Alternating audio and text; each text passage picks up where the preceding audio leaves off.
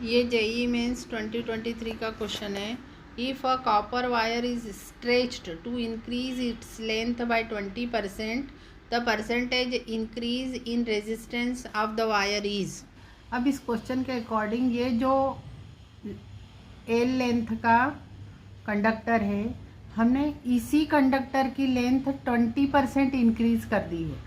ठीक है, तो इसकी जो हमने ओरिजिनल लेंथ मानना है वो 100 मीटर मानना है, तो हम 20% इंक्रीज कर देंगे, मतलब लेंथ नई वाली क्या हो जाएगी 120 मीटर। तो इस तरह से 20% इंक्रीज करने पर आपको क्वेश्चन में ये बताना है कि इसका रेजिस्टेंस कितने परसेंट बढ़ता है। ठीक है, तो अब आपको पता है कि रेजिस्टेंस इज इक्वल टू होता है रो एल बाय ए, जहाँ पर रो है resistivity of the material, L is length of the wire and A is the area of the cross section. ठीक है, अब यहाँ पर क्या किया है कि ये जो मटेरियल है आपका कॉपर का, आपने इसी मटेरियल को, ये जो आपको फिक्स वॉल्यूम मिल गया था, इस वॉल्यूम को ही आपने स्ट्रेच किया है ना। तो इन दोनों केसेस में वॉल्यूम या अमाउंट ऑफ मटेरियल आपका सेम रह रहा है ना, मतलब वॉल्यूम आपका सेम है। अब एक्चुअली यहाँ पर दोनों का जो मास है वो सेम है। अब मास सेम है और सेम ही मटेरियल है तो डेंसिटी भी सेम है, इसलिए वॉल्यूम भी सेम होगा। अब दोनों केस में वॉल्यूम सेम है, तो हम यहाँ पर क्या करते हैं, R is equal to rho l by A में ऊपर और नीचे दोनों तरफ एल का मल्टीप्लीकेशन कर देते हैं। तो R इज इक्वल टू हो जाएगा रो l by A into L upon L, कोई फर्क नहीं पड़ा, एल से एल कैंसिल कर दिया तो again R is equal to rho l by A ही आया। अब A into l is equal to volume हो जाएगा। देखिए कैसे होगा, ये लेंथ है और ये एरिया ऑफ क्रॉस सेक्शन, अगर इन दोनों का मल्टीप्लाई करते हैं तो वॉल्यूम आता है ना। तो A इंटू एल को हमने V लिख दिया और ऊपर हो गया रो एल स्क्वायर। तो अगर वॉल्यूम कांस्टेंट हो, क्योंकि रो तो दोनों केस में कांस्टेंट है, दोनों केस में सेम ही मटेरियल है, और वॉल्यूम भी कांस्टेंट है, तो R is directly proportional to L square हो जाता है। As same wire is stretched, so volume is constant and R is directly proportional to L square। ये वाली बात याद रखनी है कि यूजुअली हम लेते हैं R is proportional to L, लेकिन अगर हमारा मटेरियल दोनों केस में, जो हमारे दो डिफरेंट केस है, उन दोनों केस में सेम मटेरियल हो और गिवन अमाउंट को ही हम अगर स्ट्रेच कर रहे हो तो हमारा वॉल्यूम सेम रहेगा। तो वॉल्यूम सेम रहेगा तब R directly proportional to L square हो जाएगा। अब पहले वाले केस में हमने इसकी लेंथ 100 मीटर ली है, तो R उस केस में अगर रेजिस्टेंस R1 हो, पहले वाले केस में अगर रेजिस्टेंस, इस केस में रेजिस्टेंस R1 हो और इस केस में रेजिस्टेंस हम R2 लेट कर लेते हैं, तो R1 डायरेक्टली प्रोपोर्शनल टू हो जाएगा 100 इंटू 100 के प्रोपोर्शनल। ठीक है, और R2 डायरेक्टली प्रोपोर्शनल हो जाएगा 120 इंटू 120 के प्रोपोर्शनल, है ना।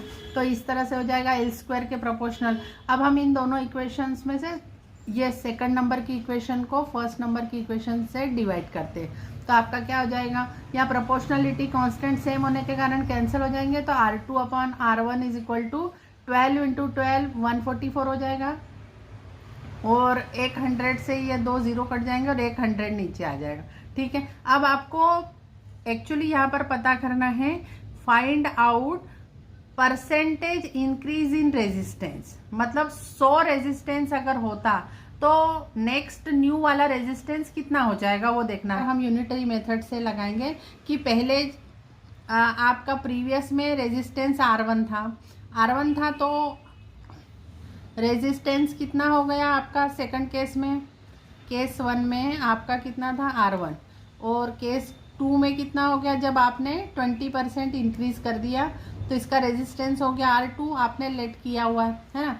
तो अगर यूनिटरी मतलब 1 हो तो कितना इंक्रीज होगा R2 बाय R1, और अगर 100 हो तो कितना इंक्रीज होगा, अगर मान लो केस फर्स्ट में 100 ओम का रेजिस्टेंस हो तो ये कितना हो जाएगा R2 बाय R1 इंटू 100। अब R2 बाय R1 का वैल्यू हम यहाँ ऊपर से लिख देंगे, ये 144 अपॉन 100 है, तो ये हो जाएगा 144 अपॉन 100 इंटू 100, तो 100 से 100 कैंसिल हो जाएगा तो 144। मतलब आपका नेक्स्ट, अगर फर्स्ट केस में रेजिस्टेंस 100 हो तो सेकंड केस में, मतलब जब 20% लेंथ बढ़ा देते हैं तब रेजिस्टेंस 144 ओम हो जाना चाहिए। ठीक है, तो 144 ओम हो गया, मतलब 100 पे 144 हुआ, मतलब कितना इंक्रीज हुआ परसेंटेज, 44% है ना। तो परसेंटेज इंक्रीज कितना हुआ, 44% इंक्रीज हुआ, ये आंसर आएगा। ये आपका परसेंटेज इंक्रीज है, percentage increase is equal to 44% increased. Next question है, a cell of EMF 90 volt is connected across series combination of two resistors each of 100 ohm resistance. A voltmeter of resistance 400 ohm is used to measure the potential difference across each resistor. The reading of the voltmeter will be. ये वाला question JEE mains 23 में पूछा गया है। इसमें 100 ओम के दो resistance series में लगे हैं और वो 90 वोल्ट की बैटरी के साथ इस तरह से कनेक्टेड है। अब इस 100 वोल्ट के रेजिस्टेंस के अक्रॉस हमको पोटेंशियल मेजर करना है। तो उस पोटेंशियल को मेजर करने के लिए क्वेश्चन में दिया है कि हम एक वोल्ट मीटर यूज़ करते हैं। अब वो जो वोल्ट मीटर यूज़ करते हैं उसका रेजिस्टेंस 400 ओम है, ऐसा क्वेश्चन में दिया है।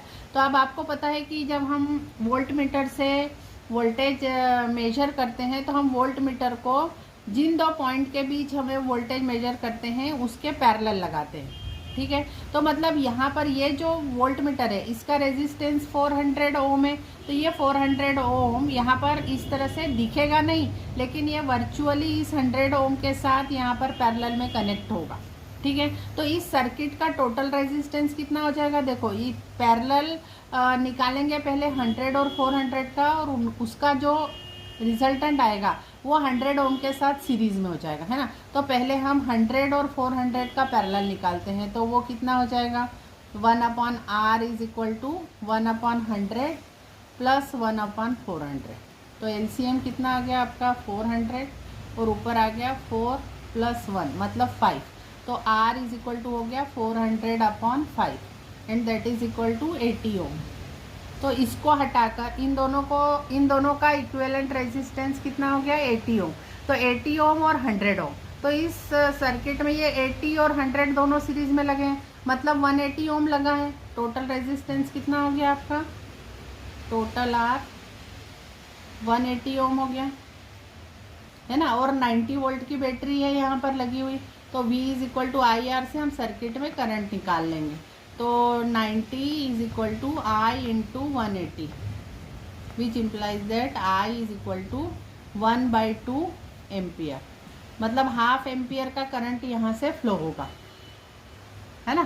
तो अब यहाँ से ½ एम्पियर का करंट फ्लो होगा और इन्होंने पूछा है कि इस 100 वोल्ट के अक्रॉस कितना पोटेंशियल आएगा। तो अब इस 100 वोल्ट के अक्रॉस पोटेंशियल मेजर करने के लिए यहाँ से जो भी करंट जाएगा वो ½ एम्पियर का रहेगा, और ½ एम्पियर का करंट यहाँ पर रेजिस्टेंस ऑफ 100 ओम नहीं लेंगे, क्योंकि जब भी मेजर करना है पोटेंशियल तब वोल्ट मीटर जुड़ा हुआ रहेगा, और वोल्ट मीटर जुड़ा रहने के कारण इन दोनों पॉइंट के बीच इक्विवेलेंट रेजिस्टेंस कितना रहेगा 80 ओम रहेगा, है ना। 100 और 400 का पैरेलल। तो यहाँ पर एक्चुअली दिख रहा 100 ओम है, लेकिन यहाँ इफेक्टिवली कितने ओम लगा हुआ है 80 ओम। तो इसके अक्रॉस पोटेंशियल डिफरेंस कितना हो जाएगा, इसके अक्रॉस पोटेंशियल डिफरेंस अगर मैं यहाँ पे AB पॉइंट नाम दे दूँ तो VAB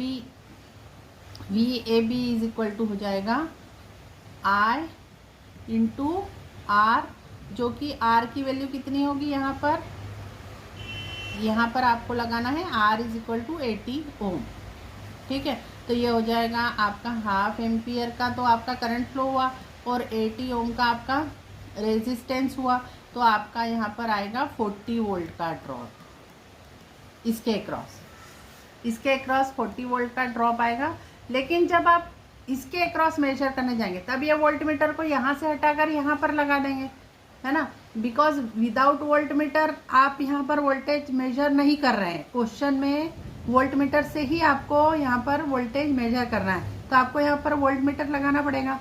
वोल्ट मीटर का रेजिस्टेंस 400 ओम होने के कारण यहाँ पर इफेक्टिव रेजिस्टेंस फिर से 80 ओम हो जाएगा, तो यहाँ पर भी बाद में 40 वोल्ट ही आएगा। तो इसके अक्रॉस ड्रॉप कितना आ रहा है, ईच रेजिस्टेंस के अक्रॉस 40 वोल्ट।